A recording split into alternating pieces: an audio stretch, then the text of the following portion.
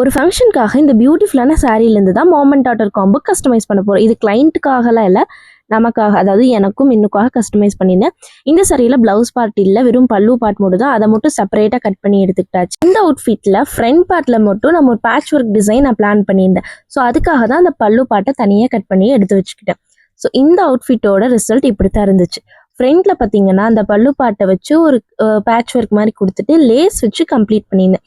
Mostly இந்த டிசைன்ஸுக்கு எல்லாருமே potli buttons தான் யூஸ் பண்ணுவாங்க. நான் லேஸ் யூஸ் பண்ணி பார்த்தேன், ரிசல்ட்டும் சூப்பராகவே இருந்துச்சு. பேக்கில் டைமண்ட் நெக் வித் ரோப் கொடுத்துருக்கோம். பாட்டமில் ப்ளீட்ஸ் எல்லாம் நீட்டாக அயன் பண்ணி அதுக்கப்புறம் அரேஞ்ச் பண்ணி நம்ம அட்டாச் பண்ணியிருக்கோம்.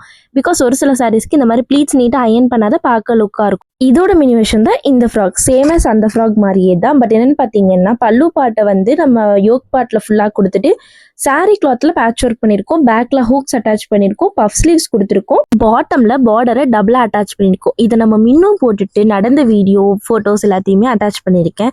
பார்த்துட்டு எப்படி இருந்துச்சுன்னு கமெண்ட் பண்ணுங்கள். இந்த மாதிரி அவுட்ஃபிட்ஸ் உங்களுக்கு வேணும், கீழே தெரியுற வாட்ஸ்அப் நம்பர் கான்டாக்ட் பண்ணி ஆர்டர் ப்ளேஸ் பண்ணிக்கோங்க. டாடா பாய்.